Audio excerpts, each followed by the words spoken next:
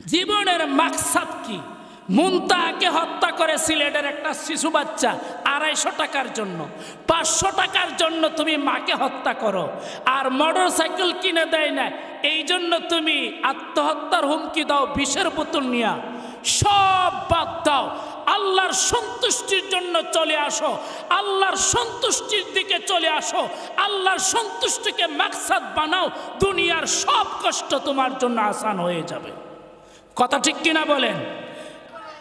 আপনার নেতায় চোখ দিয়া ইশারা দিছে, একটা দারোয়ান আইসা বর্ষা দিয়ে তাকে হত্যা করে ফেলেছে।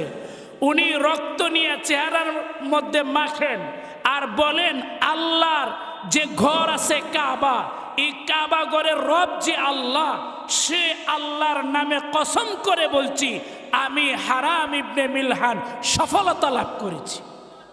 আচ্ছা, একটা লোককে মারা হলো, হত্যা করা হলো, হত্যার আগে, মারা যাওয়ার আগে এই লোকটা বলতেছে আমি সফল কাম।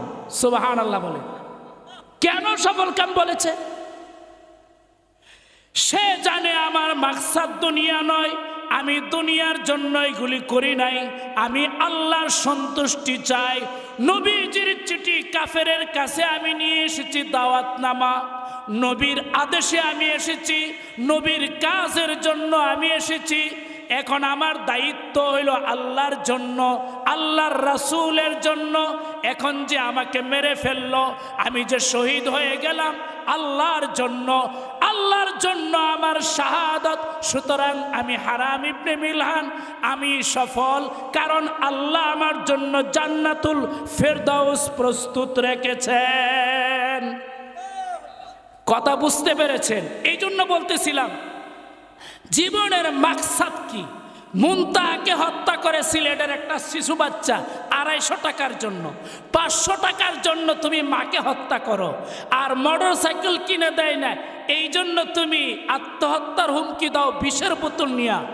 সব বাদ দাও, আল্লাহর সন্তুষ্টির জন্য চলে আসো, আল্লাহর সন্তুষ্টির দিকে চলে আসো, আল্লাহর সন্তুষ্টিকে মাকসাদ বানাও, দুনিয়ার সব কষ্ট তোমার জন্য আসান হয়ে যাবে। কথা ঠিক কিনা বলেন?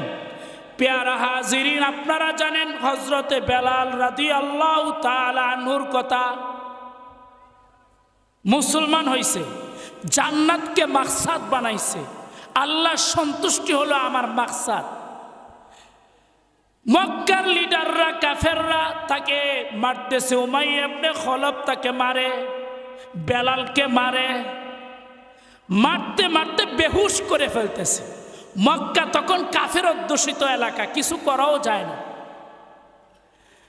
বেলালকে কাফেররা মারতেছে, কাটতেছে, যে যেভাবে পারে প্রহার করছে। মানুষ তামসা দেখে, তামসা দেখে, তামসা দেখে। যারা তামসা দেখে এদের থেকে কিছু মুসলমানও আছে, কিন্তু মুসলমান থাকলেও তারা কিছু করতে পারে না, কারণ সব কাফেরদের ক্ষমতা। তখনও নবীজি মদিনায় হিজরত করেন না। কিছু কিছু মুসলমান হযরতে বেলাল রাদিয়াল্লাহু তাআলা আনহুর কষ্ট দেখে বললেন, ওয়া কুরাবা আলা বেলাল। এটা একটা আরবি শব্দ, বাংলা হইল হাই বেলাল তোমার কত কষ্ট হচ্ছে, হাই বেলাল তোমার কত কষ্ট হচ্ছে। কিছু কিছু মুসলমান এই কথাটা বলতে লাগলো। হযরতে বেলাল রাদিয়াল্লাহু তাআলা আনহু বললেন, না না, বাল কুলু ওয়া তুরাবা ইয়া বেলাল। বেলাল বললেন, আমার কষ্ট হচ্ছে, মুসলমান ভাইরা তোমরা এটা বলো না, তোমরা এটা বলো না, বরং তোমরা এটা বলো, হে বেলাল ঈমানের স্বাদ তুমি কেমন পাইতেছ, ধর্মের উপর যে অটল থেকে কষ্ট করতেছ, এই কষ্টটা তোমার কতটুকু মজা লাগতেছে এটা আমাকে জিজ্ঞাসা করো। হযরতে বেলাল বলেন, আমার মাকসাদ আল্লাহ, আমার মাকসাদ